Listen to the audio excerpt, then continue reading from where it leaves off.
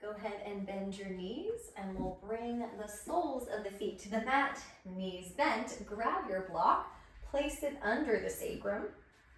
Feeling for that triple S again, back of the skull, shoulder blade, sacrum. Hands can come right to those pelvic points or somewhere on the front of the pelvis. We're really trying to hold the sacrum, which is the back of the pelvis, on the block. Let's exhale, pick up the right foot without anything changing in that left foot or the sacrum. Step it down, take a breath in. Exhale, pick up the left foot without the sacrum or the pelvis moving. Step it down, a couple more like that. So we're just sinking it to the breath. Exhaling as we flex one hip at a time, working on that pelvic bowl, staying totally still. Now we can add more challenge by bringing a hand to the thigh, so either same hand or opposite hand, and resisting. Adding a little bit more hip flexor activation. And then as we add that hip flexor activation, if you're adding that little push away, we're going to get that opposite glute to engage a little bit more as well. So you just get a little bit overall more stabilizer muscles and more core muscles engaged if you're choosing to add that extra resistance by pushing the thigh away. Lifting off the block, plant both feet down, use the glutes to lift up, lower down slowly, one vertebra at a time. The block will come under your left foot. We're coming into a bridge pose with the feet in an asymmetrical position. So hands can come to the thighs, hands can come to the pelvis. Let's push the feet into the ground or into the block and think about curling up like you're peeling up Velcro. So lifting and peeling up one vertebra at a time by using the glutes. Pelvic points draw in. So we're having to work all of our glute and stabilizer muscles a little bit more because our feet are in this asymmetrical position. As we're here, bring that left palm up and let's stretch out the left wrist.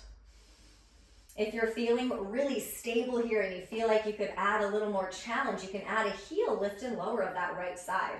So that's going to make the pelvis have to work even harder to not rock side to side and to really hold everything still, but it's just an option. Hands come back to the ground or to your sides. Let's lower down slowly. Switch the block under the right foot. Same setup here, our triple S. Press the feet into the block and the ground. Curl up like you're peeling up Velcro. Lift up one vertebra at a time. Staying long through the low back like you're zippering the pubic bone up toward the belly button. Stay here, really maintaining that full contact with the feet. Stretching out the right wrist, right palm up, pull back on the fingers.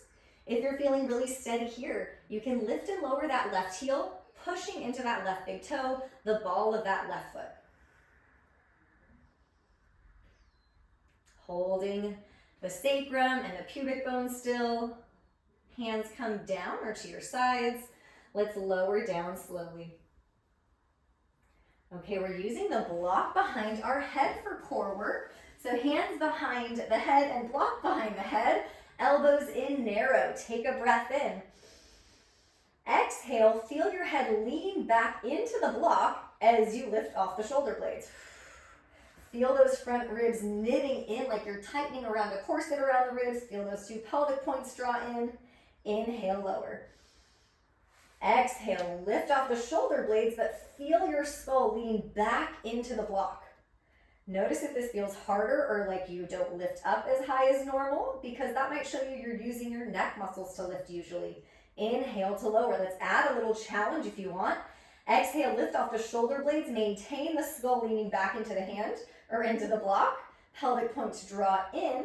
Let's pick up just the right foot, but keep the sacrum on the ground, just like we did on the block. Step the foot down. Inhale, lower. Exhale, lean the head back as you lift off the shoulder blades. Knit those ribs in. Hold the sacrum steady. Pick up the left foot. Step it down. Inhale, lower. Exhale, lift. Feel the skull lean back. Pick up that right foot. Hold the sacrum on the ground. Option to lift the left heel, pushing into that left big toe. Heel lowers, right foot lowers. Inhale, lower the head and the block down. Exhale, lift. Lean the skull back. Feel the sacrum stay down as you pick up the left foot. Maybe we push into the right big toe, lift the heel. Lower the left foot. Inhale and lower. take a big breath, remove the block. You can hug the knees. We'll do a little rock side to side. So coming to hands and knees, the block will come to our sacrum to help us stay really focused on the pelvis and engaged around those pelvis and low belly muscles. So shoulders over the wrist, knees in nice and tight. Feel the front body lift up without that rounding the back. Right toes will slide back, keep them on the ground to start, and imagine your left knee trying to lift off the ground, like your left thigh bone's trying to lift up into that left side of the pelvis, so that as we float the right toes, we don't sink into that left hip. So nice and stable there. Bend the right knee, we're pulsing the right hip. Hip extension, glute pulses, whatever you want to call them.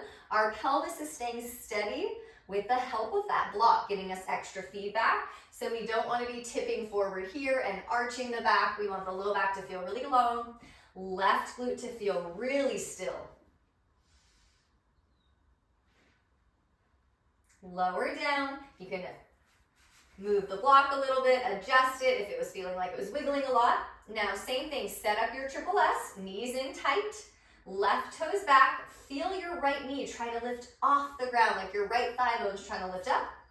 Float the left toes, holding everything still. Left knee bends, and we pulse into hip extension, like you're trying to lift that left heel up toward the ceiling without dropping the ribs or dropping the belly down. So keeping that engagement to hold the pelvis in a neutral position.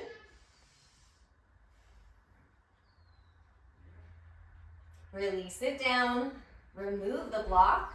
Let's cat-cow. You can do whatever you want with the hands or the wrist. You can come to fist, starting to mobilize the spine, maybe syncing it to the breath, inhaling to extend and arch the back, exhaling to flex and round the back.